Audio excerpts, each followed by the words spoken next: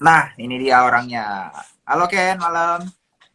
Halo, malam Riko. Hai, hai. Oke, ya. Jadi ini teman-teman, Kennedy pasti udah tahu lah ya, nggak usah diperkenalin lagi. Kennedy ini founder dari Get Rich. Kita mau sharing-sharing nih tentang ngatur duit. Jadi gimana nih Ken? Apa kabar hari ini nih? Gue terus terang biasanya gue yang jadi host kali ini, gue yang jadi narasumber tuh gue dingin tangannya tau nggak? Gue kayak gimana gitu. Jadi hari ini kita bakal tanya-tanyain Ken. Nah, kalau teman-teman punya pertanyaan nih seputar cara ngatur duit nih ya, buruan aja nih. Jarang-jarang kan Ken nih jadi narasumber nih, kita tanya-tanya ini kapan lagi nih bisa kita tanya-tanya ini. Kalau bisa pertanyaannya yang susah biar apa namanya? Dia bongkar semua rahasianya gitu ya. Ini jadinya Boleh Rik, boleh. ya kesempatan Tangan langka gue banget dingin sih. tau nggak? Kita Oke, jangan formal, Ken. kita santai aja. Oh iya dong, kita santai aja. Santai tapi pastinya bahasannya tetap dalam ya. Kita harus kasih insight ke teman-teman Boleh, juga nih supaya dia ini. boleh, boleh. Oke, Ken, sebelum mulai ke topik nih Ken, gue mau tanya dulu nih Ken. Jadi awalnya lu bikin Gedrich tuh gimana sih? Apa yang bikin lu, oh gue pengen diriin Gedrich gitu? Kan bisa aja lu bikinnya Hmm, toko kue, apa apalah banyak kan toko kue atau lu tukang cukur rambut atau apa, kenapa lu pilihnya bangun Gedrich ini nih mau ngajarin teman-teman semua tentang keuangan. Pertama sih awalnya dari sebenarnya awalnya itu karena gue dulu punya kesalahan. Jadi gua itu kesalahan keuangannya lumayan besar ya dulu ya. Dan dulu itu kan nggak ada yang ngajarin keuangan secara netral. Jadi 2014 gue udah bisa cari duit. Mungkin buat teman-teman yang udah tahu sebagian kisah ini ya, gue ceritain nih. Rasanya tuh gimana sih? Buat teman-teman yang belum tahu pasti kayak, wah, lu nggak bakal nyangka kalau gue pernah dapetin duit 20 juta dalam waktu 1 hari dan berkali-kali gitu. Di 2014 tuh gue udah bisa cari duit dan waktu itu kondisinya kalau nggak salah gue masih kuliah. Iya bener, gue masih kuliah. Jadi gue sambil kuliah, sambil kerja, udah punya bisnis training, gue ngasilin duit yang lumayan, tetapi gue nggak bisa ngatur duit. Jadi tuh gue melakukan banyak kesalahan keuangan. Ya biasalah kalau orang bilang tuh OKB. Nah bahasanya gue itu OKB itu singkatannya orang kaya bego. Karena emang beneran bego banget. Dapat duit, wah gue langsung berasa jadi orang kaya. Kayak gue beli barang untuk terlihat kaya. Nah, dari situ gua eh, masih oke-oke aja sampai ketika gua nggak dapet duit, gua nggak dapet income, lagi nggak ada income, nggak ada bisnis trainingnya, lagi nggak banyak undangan, sedangkan operasional tetap jalan. Nah, gua tuh baru sadar ketika gua nggak ada duit, terus gua kayak barang duit gua kemana aja gitu loh. Nah, gua buka lemari, gua lihat gua punya gue punya duit berubah bentuk jadi apa aja. Nah, itu ternyata jadi baju, sepatu, gitu. Kayak ya mostly barang-barang yang nilainya kalau gue jual lagi tuh nggak mungkin balik duitnya. Gue bahkan dengan sombongnya beli properti. Gue kayak ngerasa anak umur 19 bisa 19 20 tahun ya waktu itu. Ya kayak gue bisa beli properti itu hebat banget anak umur segitu kan. Jadi ya gue belanja beli properti, beli apartemen, cicilan 11 juta per bulan dan gue gagal bayar. Oh, gagal Gitu. bayar berarti disita lagi dong nih, Enggak dibalikin sih, lagi. untungnya gue nggak sampai disita, tapi kayak nunggak beberapa bulan, gagal beberapa bulan Oh. gitu, gue kayak yang nggak bisa bayar, sampai akhirnya gue secara bisnis juga rugi, bikin bikin salah satu acara dan rugi karena gue salah pakai cara marketingnya dulu salah, rugi 37 juta, and then gue kayak benar-benar terpuruk banget tuh. Nah di situ tuh gue baru benar-benar realize, gue baru sadar, cari duit sama ngelola duit it's two different things. Gue baru kayak ditampol. Lu tuh bisa cari duit, tapi ngelola duit tuh hal yang lain gitu loh. Jadi kayak nggak bisa disamain. Nah, di situ Hmm. gue sadar selama ini gue belajar banyak ikut kelas, banyak belajar sama guru-guru yang ngajarin soal kekayaan dan investasi. Ternyata nggak ada dari mereka yang ngajarin secara netral bahwa ini loh investasi instrumennya tuh ini, plus minusnya tuh ini, resikonya apa, nggak diajarin. Ya udah, Hmm. makanya gue melakukan kesalahan, begitu dapat duit gue bingung mau kemana gitu kan. Nah terus udah dari situ Gua nabung, and then gua denger nih dari temen kasih tahu, lu kalau mau belajar, lu bisa belajar sama Robert Kiyosaki, sama T. Harv Eker, terus ada Tony Robbins juga ngajarin soal bisnis gitu. Nah, gue belajar, jadi gue nabung lagi, and then gue keluar negeri buat belajar. Gue datengin T. Harv Eker kelasnya, datengin si Robert Kiyosaki juga, datengin Tony Robbins juga. Nah, pulang dari situ, gue praktekin ilmunya, atur kelola uangnya, bagi amplop. Dulu dulu dari rekening tabungan tuh gue tarik semua. Gue praktek pakai amplop, bagi-bagi duitnya gitu Hmm. kan. Nah, terus yang ini buat apa, A, B, C, D, E, ini masing-masing buat apa gitu kan. Nah, dari situ gue berhasil bikin laci di kamar. Gue punya lemari dulu di kamar pas belum nikah gitu ya. Nah, gue taruh di lemari gue itu si amplop-amplop ini. Yang tadinya gue kagak ada duit, gue jadi mulai ada duit lagi. Di saat itu income gue tuh 2 juta sebulan. Dari 20 juta dalam waktu 1 hari dan berkali-kali, jadi punya 2 juta dalam waktu 1 bulan. Nah, menariknya dari Hmm. 2 juta sebulan itu, gua itu bisa ngumpulin sampai laci gua penuh dengan duit cepecengan. Gua lupa jumlahnya berapa, tapi full. Gua kayak, wah ini tuh kayak magic gitu. Tapi ternyata bukan magic, ini tuh logic. Kenapa? Gara-gara gue cairin duitnya, terus kan pegang kertas tuh, begitu gue bagi-bagi, gue jadi ngerasa, gue nggak melakukan budgeting kan. Gue sisihin dulu tuh duitnya. Duitnya mana yang buat gue pakai buat sehari-hari, mana yang buat gue investasi dan gue tabung dengan tujuan-tujuan masing-masing. Nah, di situ tuh Hmm. karena kita pegang duitnya pakai kertas kan berasa nih saraf ya pas pegang. Nah, di situ gue jadi bisa sisihin lebih banyak gitu. Nah, nanti apa namanya eh mungkin nanti kita bisa ceritain ke teman-teman juga untuk prakteknya kayak gimana ya. Nah, terus dari gue praktekin itu udah penuh. Nah, gue sadar kalau ini tuh ternyata masalah banyak orang, bukan masalah gue doang. Karena emang waktu itu kejadian gue belajar dan laci gue penuh itu 2016 ke 2017. Jadi 2016 gue belajar, 2017 tuh gue langsung bisa comeback. Dan di situ gue sadar kalau orang-orang ngalamin masalah yang sama ternyata. Dan nggak ada yang ngomongin soal keuangan di zaman itu. Oke, dari situ gue bilang, oke, yuk kita bikin acara yang bisa jadi manfaat buat banyak orang. Nah, akhirnya kita bangun deh Get Rich gitu. Abis bangun Get Rich, and then kita launch di waktu itu masih di IB Styles Hotel 4 Star di Jakarta Utara lah ini ya. Dulunya GTEC, dulunya namanya GTEC tempatnya. GTEC tuh salah satu apa mega hall yang gede banget buat zaman dulu. Artis siapa ya datang? F atau apa gitu, gue lupa lah. Nah, jadi dari situ kita dapat publikasi media, dapat 40 publikasi media for free. Ya dari situlah muncul Get Rich gitu. Mungkin itu yang lu inget tadi di mana di Mangga Dua ya kan ya. Ah Hotelnya itu ya ya. ya. Iya betul betul. Itu mungkin artis yang lu kira datang gua kali kan. Soalnya gua pertama kali ketemu sama lu di Mangga Dua itu kan. Enggak, lu pertama kali ketemu gue di kampus. Oh iya bener. Itu lu yang pertama lagi ya. Setelah habis itu kita ketemu terus ketemu lagi akhirnya. eh Mm-mm. Kalau gue sih gue tadi tuh dengerin cerita lu terus gue kayak inget ya jadi kayak memang banyak sih termasuk beberapa orang yang gue kenal juga itu punya masalah yang sama jadi banyak ya yang kayak dia tuh gajinya cukup gede tapi kalau dilihat kenapa sih kok keuangannya nggak bertumbuh gitu ya bener kayak yang lu bilang sih kayak beda hal antara cari uang dengan ngelola uang gitu kan. Ada yang gajinya ya let's say si A sama si B ya. Si A itu gajinya cuma 5 juta misalnya. Ada lagi si B yang gajinya mungkin 8 juta gitu ya. Kan lumayan ya bedanya 60%. Tapi si A ini bisa beli rumah, tapi si B yang gajinya lebih gede itu bahkan nggak bisa beli rumah. Jadi ya emang bener sih. Uh, Ya tergantung ya tiap orang beda-beda. Kalau lu tadi cerita sempat uangnya jadi apa namanya baju, jadi sepatu gitu-gitu ya.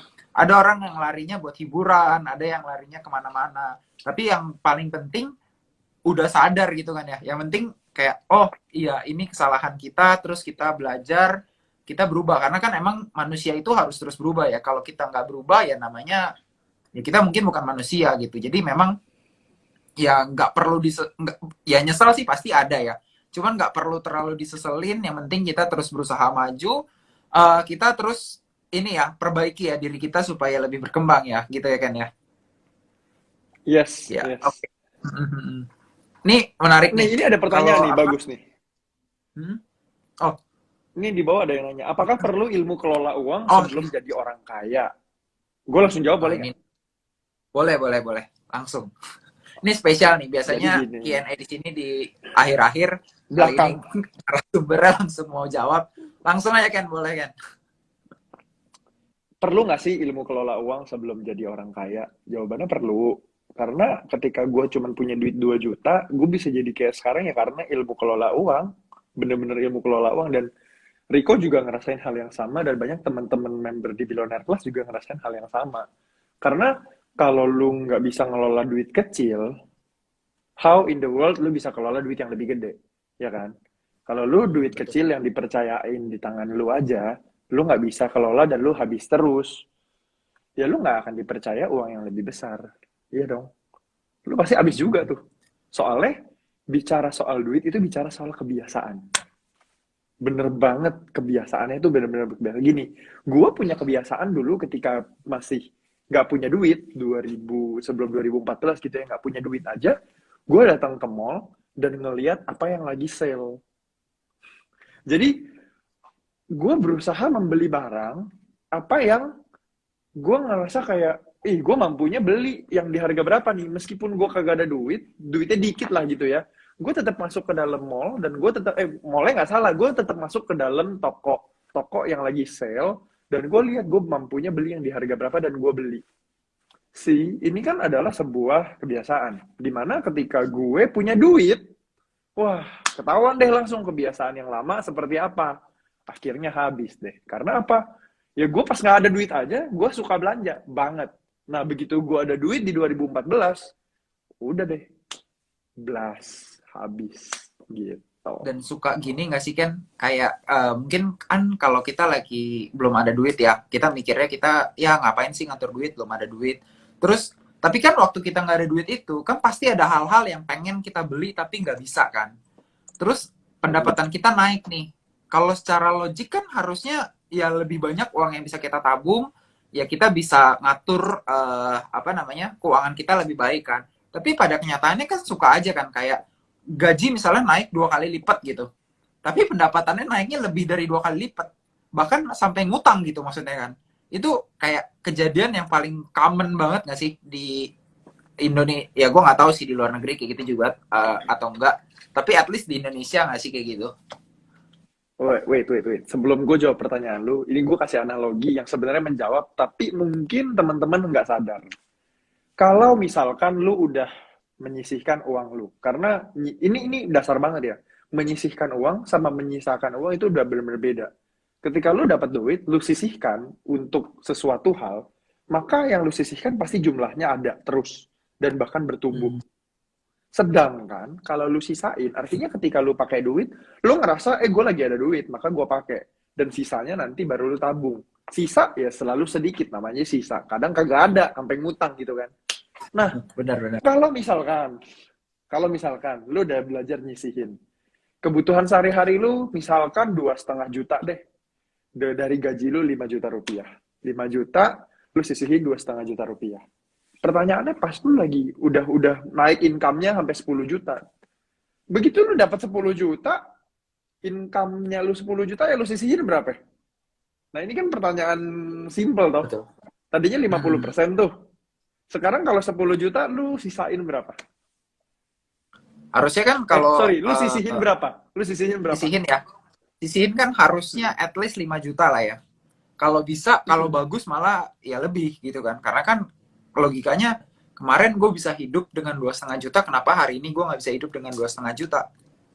Bener gak sih? Iya, bener-bener. Nah, itu yang sering banget orang salah. Jadi, begitu dia punya income 5 juta, dia bisa pakai alokasiin 2,5 juta, which is 50%-nya, untuk pakai sehari-hari. Begitu dia terima 10 juta, nah dia alokasinya langsung 10% juga tuh. Sorry, langsung 50% juga. Sehingga 5 juta dipakai buat sehari-hari. Padahal kalau lu teliti maksudnya lu mau disiplin untuk keuangannya bertumbuh. Ketika income lu naik, lu tetap tekan dong pengeluarannya. Ya kalau lu tekan pengeluarannya, selisihnya makin banyak untuk lu bisa masukin ke rekening tabungan, investasi dan lain-lain. Kalau Betul, betul, betul. apa? Jadi Iya, lu punya ini ada yang ketik 7,5 juta. Ada Wayne. Halo Wayne. Dari Wayne tuh nonton dari England bukan sih? Dari UK bukan sih? Halo Wayne, udah lama banget nggak ketemu. Oke oke, silakan lanjut lagi, lanjut lagi. ya, ya itu memang menarik ya. Ya kenyataannya, teorinya gampang, cuman ya teori apa namanya, kita butuh community yang apa namanya saling mendukung lah ya, supaya teori yang kelihatannya gampang dipraktekinnya susah itu jadi prakteknya juga gampang karena saling mendukung gitu kan ya. Mm-mm. Gitu. Oke. Ken, itu kan tadi ngomong tentang ngatur duit kan. Nah, kalau duitnya kekumpul nih, biasanya kan kita puterin dong. Kita kan nggak mungkin kayak duitnya ditaruh di bawah bantal. Apalagi ya kalau bawa bantal itu kan gimana ya, takutnya dirayapin gitu kan. Itu kan pasti kan mulai investasi kan. Lu investasiin gitu. Lu kapan sih kan kenal investasi gitu? Actually, gue mulai kenal investasi dari 2012. Jadi, ya ini juga Oh. konyol sih ceritanya. Gue bisa jual, gue udah punya bisnis distro, jualan, udah pernah, udah aktif MLM juga waktu itu ya. Jadi kayak gue punya duit dan punya modal. Tapi karena gue nggak tahu mau ngapain, ya gue udah mulai sih belanja-belanja gitu kan. Nah, satu kali gue didatengin sama agen asuransi. Ya gue nggak bilang dia teman gue lah, karena dia nggak deket dan emang fokusnya dia tuh buat jualan. Habis jualan ditinggal. Sebel ya. Hmm. Nah, jadi tuh gue diceritain, Ken, ini ada bagus banget nih, lu investasi ke sini aja. Dia tuh taruh duitnya di Indofood, di mana? Diceritain kesannya bagus banget. Dan dalam 2 minggu terakhir dia udah naik berapa persen. Nah, jadi dari 12.500 naik ke 15.000. Gue inget banget tuh, dia ngejar gue selama 2 minggu karena lagi uptrend itu dia punya unit link. Nah, terus dia ngomong sama gue, lu kapan nih? Lu kalau nggak beli, lu pasti ketinggalan. Nah, udah deh yang gue lakukan, karena waktu itu 2012 gue nggak ngerti soal investasi, gue beli. Gue beli hari Jumat, hari Senin, turun. Turun jadi 12.000, 12.000 sampai 13.000 lah. Jadi dari 12.000 naik ke 15.000 dalam waktu 2 minggu. Ketika gue beli, turun ke 12.500. Nah, itu angkanya benar. Jadi ya udah, gue kayak ngerasa, gue shock. Karena duit yang gue cari selama ini, kok jatuh. Nah, di situ pembelajaran gue pertama kali. Gue nyari dia susah. Gue semoga orangnya nonton atau mungkin ada yang kenal. Nah, mungkin ada yang tahu kisahnya, tahu orangnya, silahkan kasih tahu. Karena sampai sekarang dia nyariin gue cuman buat intinya jualan. Ya gue nggak suka sih, kayak nggak enak ya, kayak gimana sih? Lu nyari gue emang tujuannya itu buat buat jualan gitu. Dan setelah gue ngobrol sama teman-teman agensi di insurance tersebut, ya dia memang terkenal untuk jualan bukan buat servisnya. Jadi ya agak gimana gitu, agak Hmm. sebel tapi ya udah. Nah di situ gue belajar kesalahannya itu bukan di dia sebenarnya menurut gue. Gue take the responsibility karena itu kan duit gue. Gue orang yang memberikan izin duit gue boleh kemana aja. Gue pun yang transfer gue. Jadi artinya itu kesalahan ada di tangan gue. Kenapa gue waktu itu beli karena nafsu dan gue nggak bisa analisanya dan gue tidak mengerti. Itu sebabnya gue ya jatuh gitu. Mungkin banyak orang yang hoki ketika lagi bullish market dia beli naik. Tapi ya begitu jatuh banyak juga kan yang kena jebak gitu. Betul, betul, betul. Oke, itu ya memang kayaknya mayoritas ya, mayoritas orang Indonesia masih belum melek tentang keuangan waktu itu. Ya, gue juga sih waktu itu, kita juga lah ya. Cuman seiring berjalannya waktu kita udah mulai paham. Semoga kita bisa enlightening juga lah ya buat teman-teman yang mungkin masih belum paham. Apalagi kalau investasi di dunia finansial gitu kan ya. Kayak saham, kayak reksadana, obligasi, itu kan masih kayak banyak yang nanya, apa sih reksadana apa? Reksadana aja ada banyak jenisnya. Dan kayak itu macem-macem banget kan. Dan itu memang kadang-kadang bikin bingung nih buat teman-teman yang belum tahu apa sih itu sebenarnya gitu. Kalian tuh beli apa? Dan yang bener kayak kata Ken bilang, Kalau lu nggak paham tentang investasi apa yang lagi lu jalanin, cuman taunya itu naik atau turun, nggak tahu cerita di baliknya, ya bisa aja lu kena tipu juga gitu kan ya. Gitu. Nah, Ken, Rick, kalau gue mau naik, ya ini ada pertanyaan bagus, kenapa? Rick. Gue langsung jawab Hah? juga boleh ya? Ini dari Boleh, Cuy boleh. Hah? Fox. Nah, dia Hmm. bilang, Kak, mau nanya dong, aku kan newlyweds. Nah, Hmm. kebetulan gue juga newlyweds. Newlyweds setahun sih, nggak newly banget. Lately, cash flow-nya tuh terguncang banget buat isi rumah. Ada tips nggak gimana aset aku bisa tetap tumbuh? Kayak berapa sih yang aku bisa spend buat pengeluaran itu? Nah, ini tuh gue langsung jawab ya. Karena gue Hmm. newlyweds juga, pas gue inget banget tahun lalu rasanya kayak gimana. Karena ngisi rumah itu butuh budget yang lebih bombastis gitu ya. Gue kayak nggak ngerasa. Gue nggak ngerasa, gue udah bikin budget actually. Gue udah bikin budget buat beli A, B, C, D, kira-kira butuh berapa. Tapi banyak aja perintilan-perintilan yang, ya oh my god gitu, kayak gila banget kalau duitnya. Nah, sebenarnya nomor satu jawabannya adalah budgeting gitu. Jadi, kalau lu belum budgeting dan lu udah ngalamin sekarang cash flow-nya keguncang, jawabannya nomor satu buat buat lu nih ya, kalau misalkan lu udah kelewatan budgetingnya, nggak sempat budgeting gitu, sekarang kelewatan. Nah, nomor satu sekarang tentukan prioritas. Lu kalau punya duit itu, lu harus mau kemanain dulu. Apakah menurut lu investasi, karena kan jumlah duit setiap orang beda-beda angkanya. Ada yang duitnya nggak terbatas gitu, ada yang duitnya terbatas.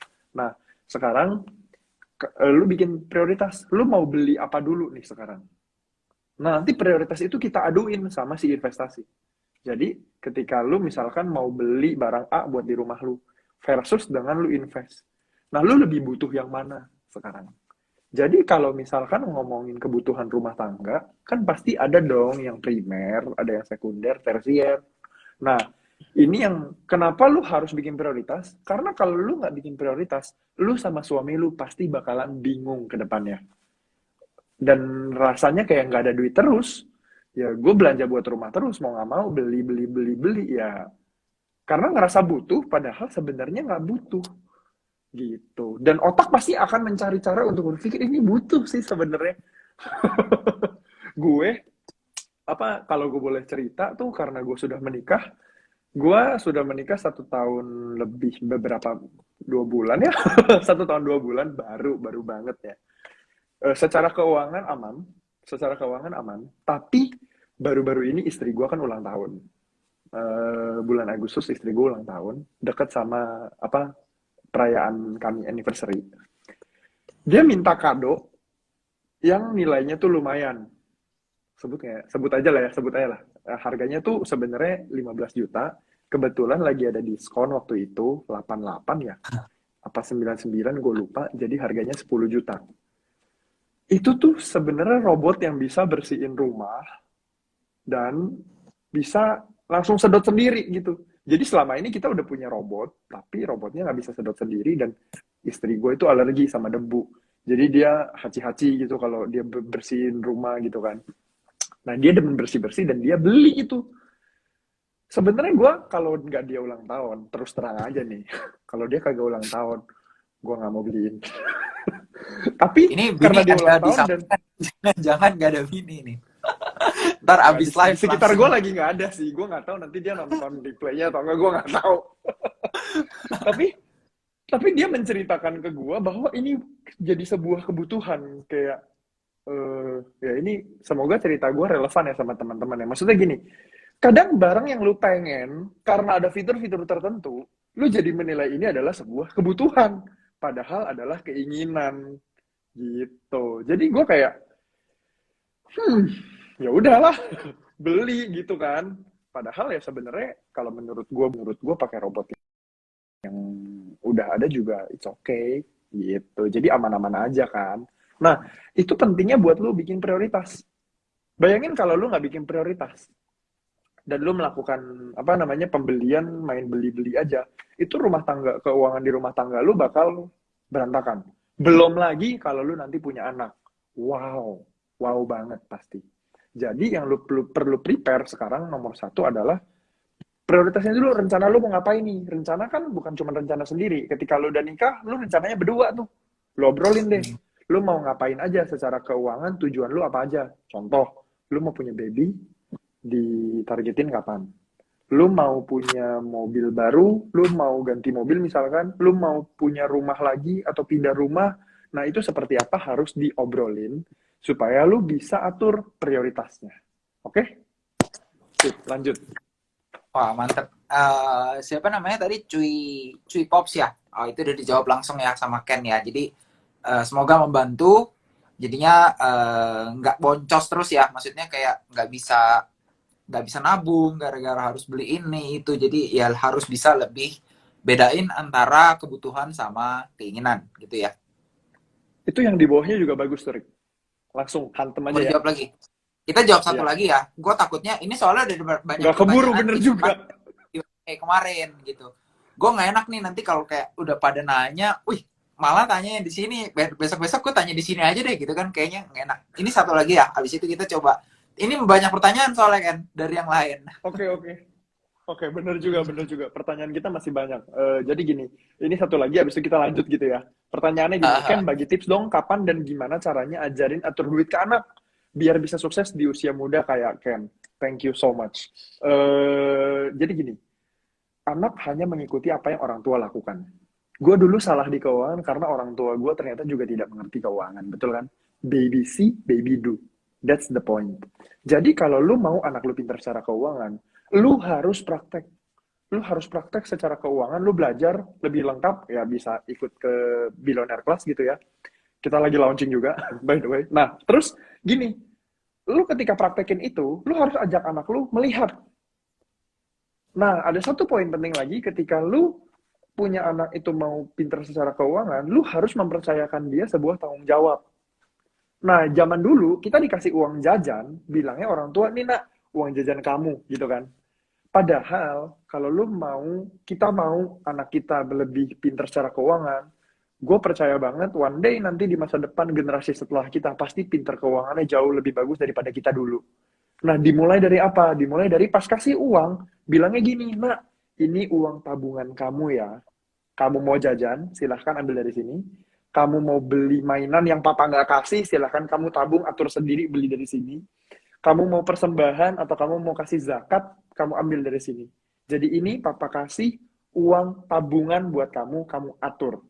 Nah, sambil dia udah dikasih uang, kita sambil praktek, dia sambil lihat. Dia pasti akan nanya dong ke orang tua, "Papa baginya buat apa aja?" Gitu. Oke, lanjut. Silakan, Rick. Sorry, Oke. sorry. Nggak apa, santai. Jadi ini gue mau nanya sih, menurut gue ini pertanyaan yang cukup bagus ya. Jadi apa sih menurut lo duit itu? Kayaknya ini gue boleh tambahin dikit nggak nih? Kan banyak orang yang mikir kayaknya ngapain sih kita cari duit capek-capek, terus ngapain? Apakah kita kayak mendewakan uang gitu kan, sampai kita harus kerja apa namanya kerja keras, nabung, udah kerja capek, uangnya masih harus ditabung gitu. Lu ngapain sih? Apa lu tuh mau bener-bener sampai duit lu banyak banget? Lu mendewakan uang atau lu materialistis atau apa? Menurut lu sendiri duit tuh apa, Ken? Oke, kalau duit itu sebenarnya gini, gue hari ini juga naikin ke story, nanya duit itu apa menurut lu, dan menurut gue banyak banget orang yang jawab duit itu hubungannya ketat banget sama kebahagiaan. Dan gue udah jawab lengkapnya di story gue, silakan cek aja nanti, Ken Anderson. Nah, kalau buat gue pribadi, duit itu amplifier. Jadi, duit itu alat sebenarnya. Ada beberapa definisi yang gue pegang dan gue percaya. Pertama adalah duit itu adalah amplifier. Duit itu amplifier gini, ketika lu karakternya mau kelihatan, maksudnya gini, ketika lu, bilangnya apa ya bahasanya, karakter lu misalkan baik, ketika lu punya banyak duit, lu akan jadi semakin kelihatan tuh baiknya. Amplifier gitar tuh, kan gitar listrik kalau nggak pakai amplifier nggak kedengeran suaranya.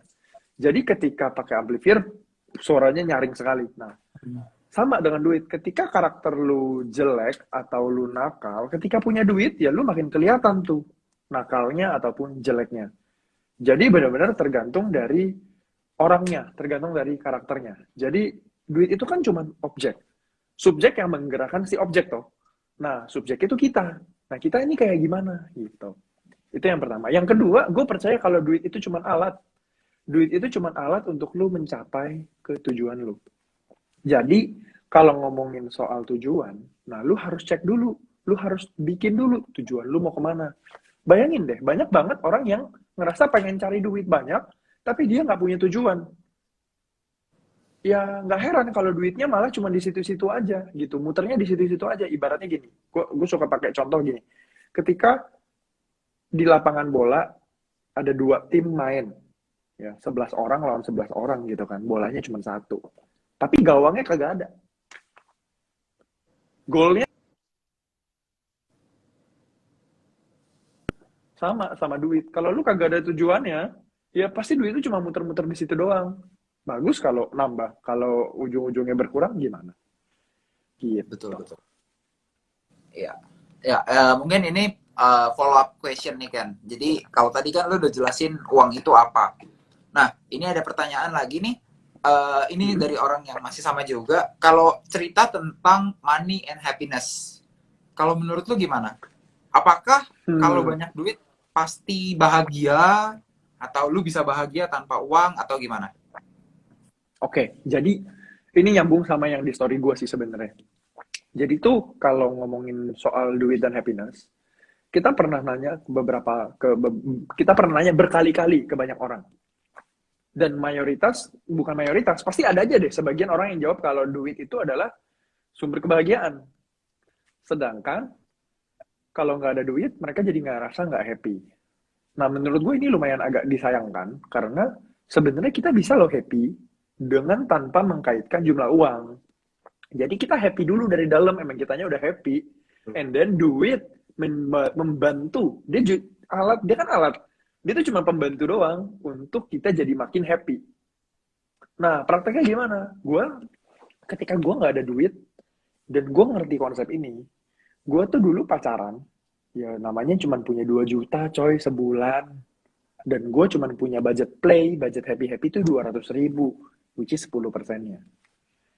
Lu cuma punya duit 200 ribu selama sebulan, gue hitung dong buat pacaran, gue bagi 4 dong itu. Berarti 50 ribu, 50 ribu, 50 ribu, 50 ribu. Nah itu setiap minggu 50 ribu, bagaimana mau happy gitu kan. Nah, happiness comes from inside. Jadi gue nggak mengkaitkan sama urusan duit. Nah, yang gue lakukan adalah gue pergi pacaran ke tempat-tempat yang murah, ke tempat-tempat yang nggak perlu bayar. Kayak lari di GBK, ya cuman bayar parkir doang. Nah, habis itu pulang, kita pergi makan. 50 ribu bisa lah makan taichan, gitu kan. Terus, gue sama waktu itu masih pacaran, sama calon istri. Gue pergi ke Galeri Nasional. Lihat-lihat jalan ke Monas. Ya, jadi kita mencari hiburan yang sebenarnya biayanya sangat murah. Bahkan nggak bayar. Happy nggak? Happy, happy. Gue nggak Betul, pernah betul. upload di story karena waktu itu gue beli GoPro terus gue nggak bisa ngedit. Gue lupa malah GoPro-nya kemana sekarang. Bukan GoPro, sorry. Bipro yang harganya murah. Murah banget kan waktu itu. Nah, Iya, betul, terus betul. berikutnya adalah gue ngajak tim gue.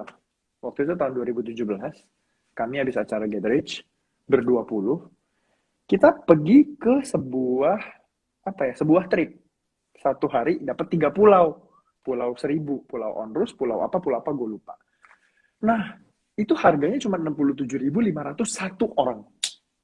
Makan paling berapa sih? 20 ribu gitu kan. Anggaplah 80 ribu. Nah, setelah selesai hari itu acara udah nyampe ke darat, kita pergi makan malam. Nah, pas lagi nunggu makanan datang, gue tanya sama mereka, sama teman-teman semua. Kalian happy nggak hari ini acaranya? Happy, mereka senang. Dan yang gue pengen sampaikan itu gini, ini itu sebenarnya sebuah bukti kalau happiness itu nggak ngaruh sama nilai angkanya. Tentu memang kalau lu punya duit lebih banyak, lu bisa liburan yang lebih mewah, tentu lebih happy. Maksudnya tentu lebih menyenangkan.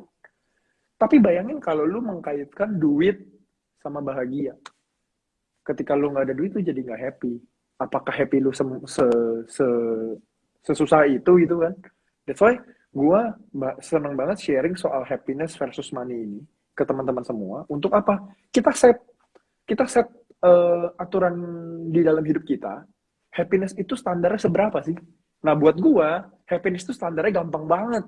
Makanya orang seneng banget. Maksudnya gini, ketika lu ketemu gue, biasanya lu lebih banyak ketawa. Lu ngeliat gue makan aja lu seneng. Iya kan, Rick? Karena menurut gue, happiness itu gampang, gampang banget. Cukup Betul. menginginkan apa yang lu udah punya, itu udah Heeh. happy. Gue set itu Memang buat diri gue. Gue belajar betul. juga, gue belajar dari guru-guru juga gitu ya, supaya gue tahu kalau standar gue itu dibuat semudah mungkin untuk happy. And then you can be happy in your life. Nggak ngaruh soal bisnis lagi jelek, bisnis lagi bagus, uang lagi banyak, uang cash flow lagi nggak banyak. Jangan dikaitin ke happiness. Gitu. Ya, kadang-kadang yang bikin kita nggak happy itu sebenarnya bukan diri kita sendiri sih, tapi gengsi kita ya.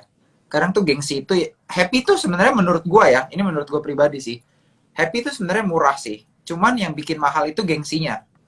Kayak mau jalan-jalan ke Pulau Seribu bisa, tapi kayaknya kurang bergengsi nih. Pilihnya ke Pulau Hawaii, gitu kan? Itu kan kayak apa? Ya itu sebenarnya gengsi sih yang bikin kita jadinya hidup makin susah gitu kan. Mungkin ngelihat orang beli ini, beli itu di Instagram, di TikTok, kayak sekarang kan sosial media gampang banget ya. Justru itu yang bikin apa ya hidup kita nggak happy kali ya kalau gue boleh bilang ya. Karena ya gengsinya itu jadi kemakan gengsi. Padahal ya sebenarnya balik lagi itu sebenarnya keinginan bukannya kebutuhan. Cuman kayak ininya kita aja. Jadi psikologis kita yang jadinya nggak stabil gara-gara ngelihat orang bisa gini bisa gitu mau.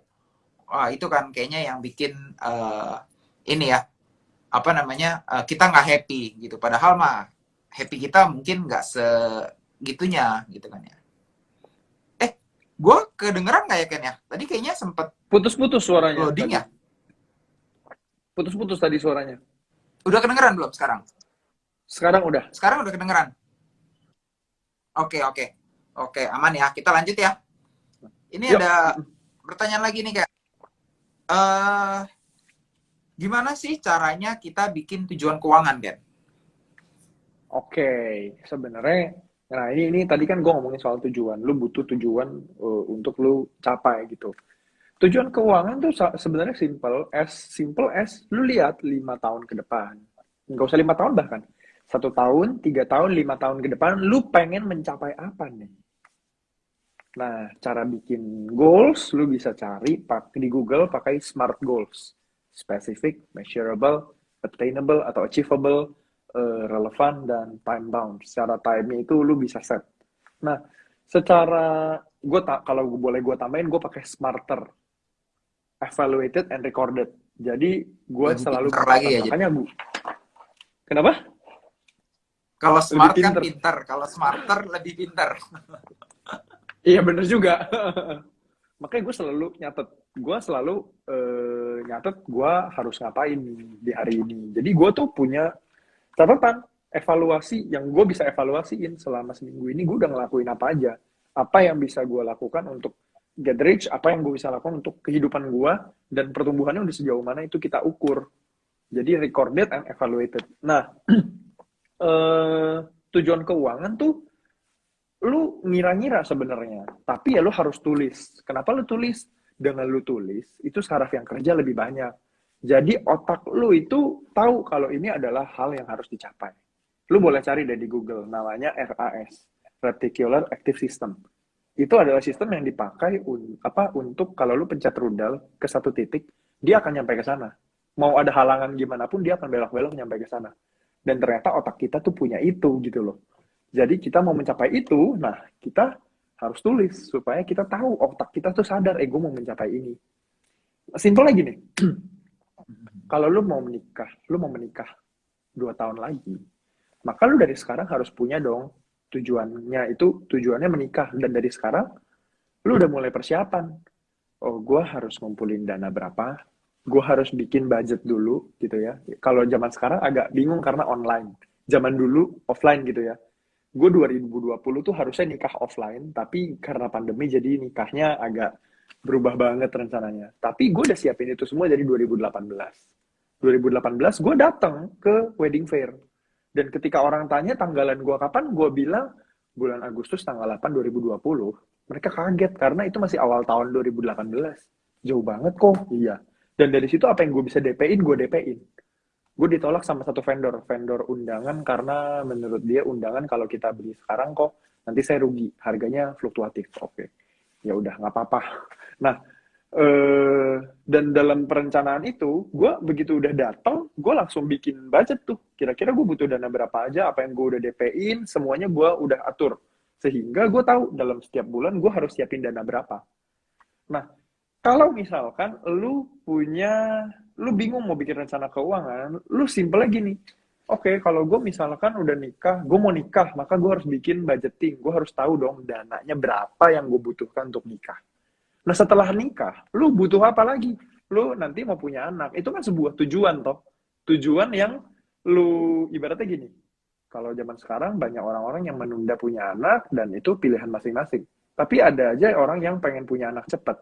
Secara biologis kita tahu gimana cara kerjanya. Tapi nggak mungkin dong kayak lu apa ya bilangnya ya? Lu nggak tahu terus tiba-tiba bisa punya baby tanpa lu melakukan apapun. Nangkep kan? Jadi kayak Ya. semua itu adalah hal yang bisa direncanakan. Ada nggak orang-orang yang kebobolan tiba-tiba punya anak? Ya bisa aja lah, namanya menikah kan kalian melakukan apapun itu dilakukan. Nah, sebenarnya yang penting apa? Sekarang kita rencanain dulu. Lu mau punya anaknya kapan? Masalah nanti atau apa kebobolan atau kagak, itu belakangan.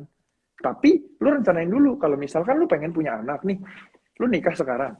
Terus lu pengen punya anaknya the next year gitu ya. Dan you make it now gitu, dari sekarang bikin. Terus lu tahu dong harusnya ketika lu nanti punya anak tahun depan, pasti ada biaya rumah sakit.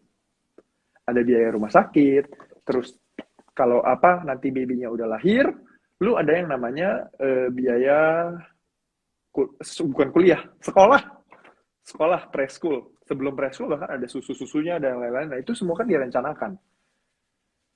Lu sekolah, terus sekolah, masuk SD, SMP, SMA, and then kuliah. 12 tahun tuh.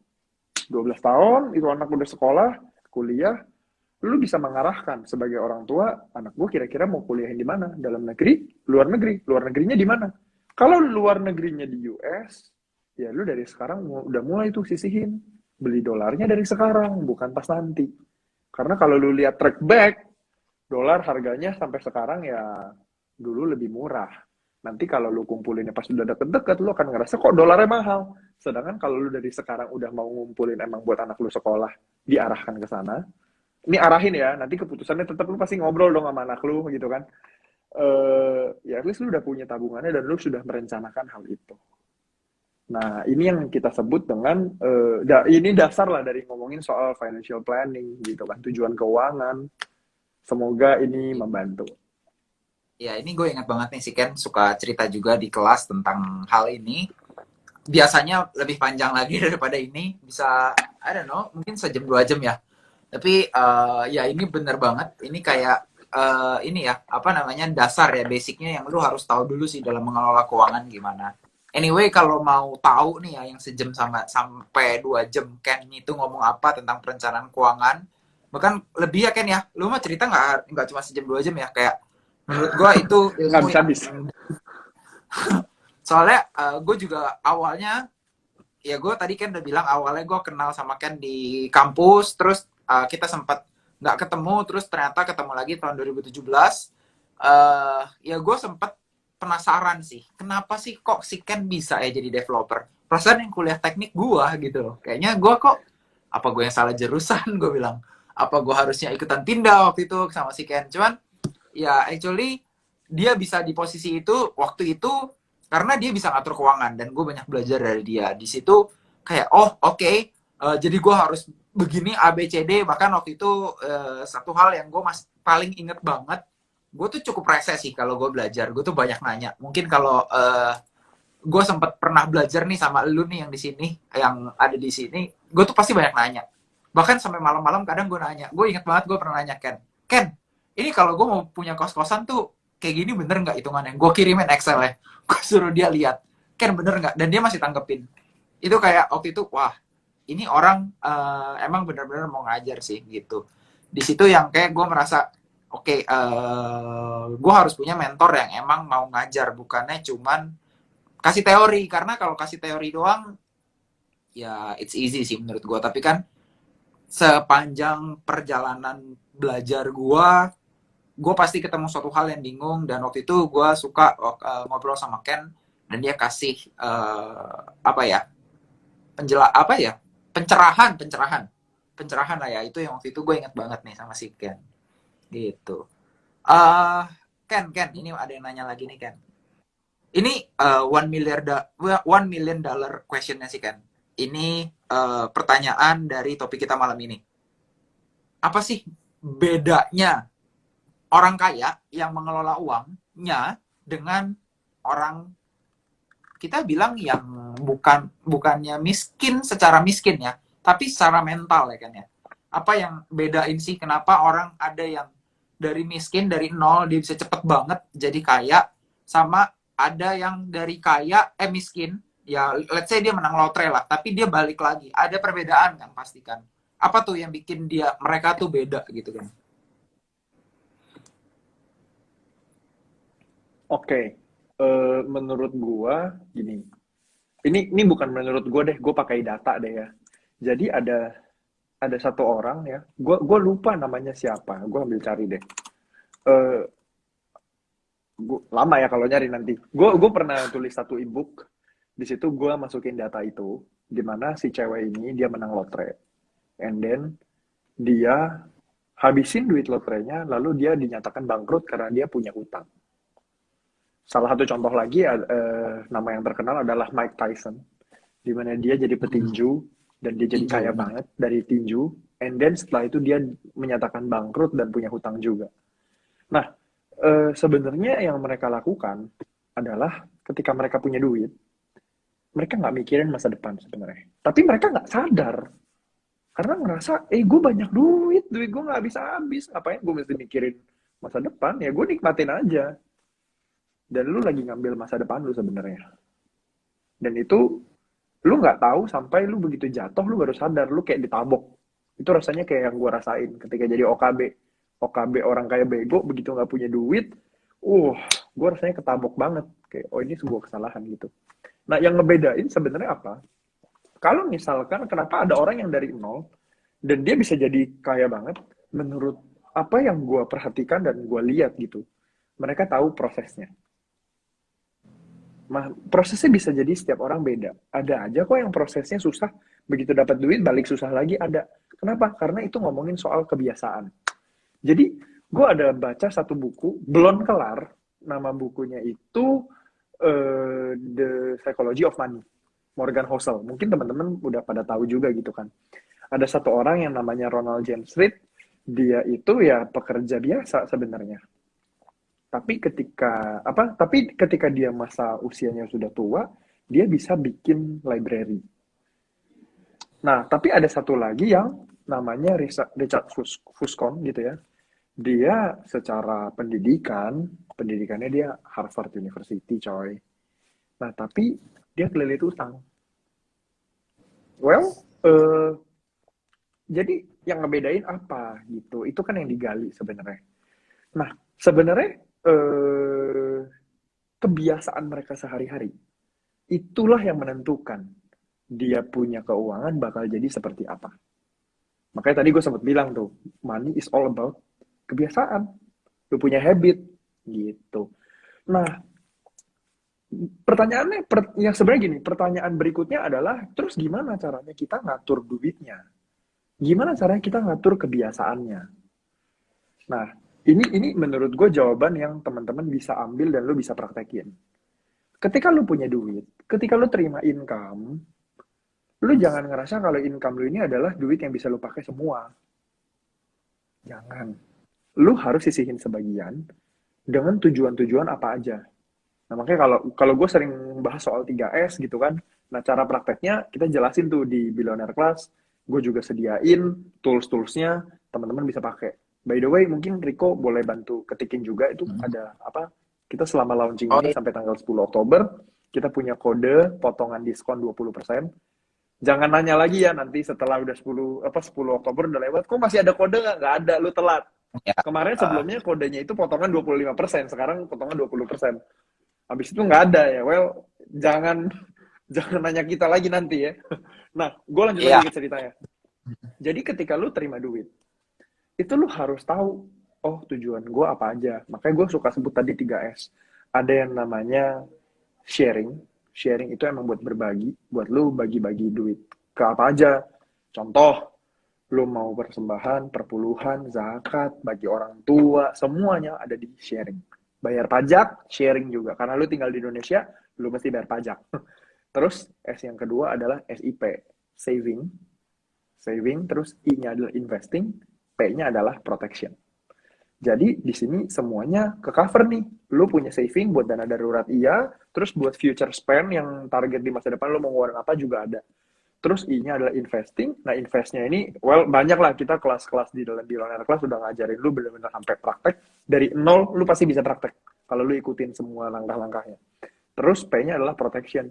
Kalau lu sampai amit-amit seseorang itu kenapa-napa, dia sakit dan lain-lain, itu tetap tercover. Jadi tujuan keuangan lu, apalagi kalau lu udah punya keluarga, tujuan keuangan keluarga lu, anak-anak lu, istri lu tetap aman. Nah, terus S yang ketiga adalah spending. Spending kemana aja?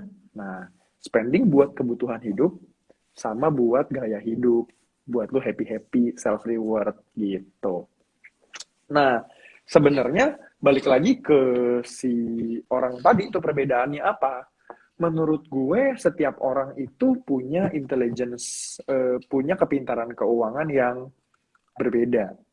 Tapi semua orang, meskipun punya kepintaran keuangan yang berbeda, semua orang berhak untuk jadi pinter secara keuangan. Dengan cara apa? Ya belajar. Belajar. Jangan ngerasa kayak, ah gue udah tahu. Apalagi lu ngeliat orang tua lu punya duit, tapi orang tua lu nggak tahu gimana cara ngatur, gimana caranya orang tua lu ngatur duit. Itu kan kesalahan yang banyak terjadi. Di zaman gue kecil, gue ngeliat bapak gue kayaknya dari nggak ada gitu ya. Gue sekolah, di sekolah yang bagus, tapi bapak gue kagak ada duit. Diusahain sampai sekolah gue, gue udah SD, terus bapak gue jadi punya duit, bapak gue bangun rumah, terus punya ini itu gitu ya. Pas adik gue lahir tuh kayaknya udah hidup gampang gitu ya. Nah, tapi habis itu jatuh juga secara keuangan. Kenapa? Ya karena kebiasaannya salah. Dan dia nggak punya, apa ya, ini kenyataan yang gue ngomong ya, bokap gue tidak punya financial intelligence yang bagus. Makanya ketika gue punya duit, gue melakukan kesalahan karena baby see, baby do. Nah, caranya gimana ya? Harus belajar keuangan. Dan belajar keuangan ya, well, lu mau lengkapnya, kita ajarin kok di dalam Billionaire Class. Gitu. Lu bisa pakai kodenya itu launching, lu bisa segera pakai selama masih bisa gitu ya. Slotnya juga semoga masih ada sampai tanggal 10 Oktober ini untuk lu dapetin potongan 20%. Gue lanjutin lagi ceritanya. Jadi si bokap gue ini akhirnya setelah gue belajar keuangan, bukan cuman bokap, termasuk nyokap juga, ya akhirnya malah mereka yang biasanya suka nanya-nanya ke gue soal keuangan. Dan gue sebagai anak ya gue harus ikutan ini dong, apa namanya, support lah. Jadi ya gue bisa membantu sebisa mungkin, apa yang gue bantu gitu. Terus apalagi ya, menurut gue yang paling ngebedain sih itu ya, lu sisihin atau enggak gitu. Kalau lu sisihin keuangan lu dulu, begitu terima duit lu sisihin, lu pasti akan bisa ngumpulin jauh lebih banyak. Dan menurut gue yang lu perlu ingat gini, lu nggak perlu terlihat kaya, seriously. Lu butuh terlihat kaya tuh buat apa? Untuk meyakinkan orang yang bahkan orang yang lu nggak kenal dan gak peduli sama lu? Atau memang lu butuh gini, lu harus make sure dulu, kalau lu butuh terlihat kaya tuh buat apa? Kalau ada tujuannya, emang contoh, personal branding. Gue pinjem nama ya, Siska Kol misalkan.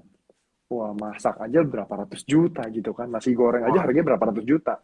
Ya itu kan karena emang lu punya tujuannya, yaitu jadi media personality untuk ditampilin di media. Tapi kalau lu nggak butuh itu, ya ngapain? Gak usah lah. Yang lebih penting, lu bisa mencapai tujuan keuangan lu. Lu punya hidup itu makmur. Nggak apa ya namanya. Lu punya hidup, lu punya sumber daya kan, ada waktu, tenaga, uang ya. Nah, secara uang lu ada, lu bisa membeli waktu orang lain untuk mengerjakan tanggung jawab yang bisa lu share ke mereka, lu bisa delegasiin ke mereka. Sehingga lu punya lebih banyak waktu sama keluarga lu, sama anak-anak lu, atau sama orang tua lu, dan hidup lu jadi lebih nyaman dan makmur. Nggak cuman ngomongin duit gitu. I think Mm-mm. itu bisa jadi jawaban kali ya. Silakan Rick, gue balikin lagi ke lu. BTW kalau nggak Iya, cukup, gue rasa kita perlu bikin part 2, Rick. ya, mungkin tadi teman-teman ya yang apa nanya-nanya tentang billionaire class gitu ya, yang apa penasaran nih kalau Ken ngajar lebih lanjutnya gimana. Ini kita ada mumpung lagi promosi ya, lagi ada pakai tadi pakai kode launching LAUNCHING. Ini jadi udah gue pin juga buat dapet diskon 20% ya buat join Billionaire Class. Jadi di Billionaire Class itu kalian bakalan belajar cara ngatur keuangan, terus juga kalian akan belajar cara kelola uang gitu ya. Dan Ken akan uh, ya sharing-sharing juga gimana dia mendirikan bisnis, which is untuk meningkatkan income kalian juga. Jadi ini sebenarnya lengkap sih. Kita juga ngajar, kita berempat ya. Kita ngajar berempat. Jadi Ken bantu untuk mengatur keuangan dan juga untuk dari segi bisnis gitu ya. Jadi supaya kalian bisa bantu ningkatin income. Misalnya cara networking, terus juga apalagi kan yang biasa ini ya Yang soft banyak, skill yang udah, soft skill lah ya. yes, yang udah ready, yang udah ada itu, nanti itu bakal kita update. Tapi yang sekarang udah ada itu adalah ngomongin soal keuangan, financial planning. Udah gitu lu, kita bakal ngomongin soal insurance juga. Udah ada yang itu, udah ada insurance. Terus ada bonus juga materi untuk properti. Karena untuk invest properti itu ngubah duit lu jadi batu. That's why lu harus punya kriterianya nih, nggak bisa sembarangan. Gue ada di bisnis properti dan gue investor juga di properti, tapi gue harus friendly speaking. Kalau properti itu nggak liquid, kelemahannya di situ. That's why kalau lu mau beli properti, pertimbangannya harus ditimbang dengan sangat-sangat baik. Nah, kriterianya kita kasih juga supaya lu nanti ketika mau beli rumah, lu tahu, atau lu mau diversifikasi aset, lu tahu nih kira-kira gue harus cari properti yang seperti apa. Betul, betul. Dan itu juga dan dari gua sama dua mentor lainnya namanya William sama Sandy juga bakalan bantu buat ini ya kelola uang kalian di pasar saham gitu. Jadi ya kita punya Bukan kelola, beberapa kita start. cuma kasih tahu. Kita kasih tahu lah, Iya bukan ya, kita yang oh iya, ngelolain duit sorry sorry. mereka. Takutnya ini, takutnya Salah saat ini. miskonsepsi ya.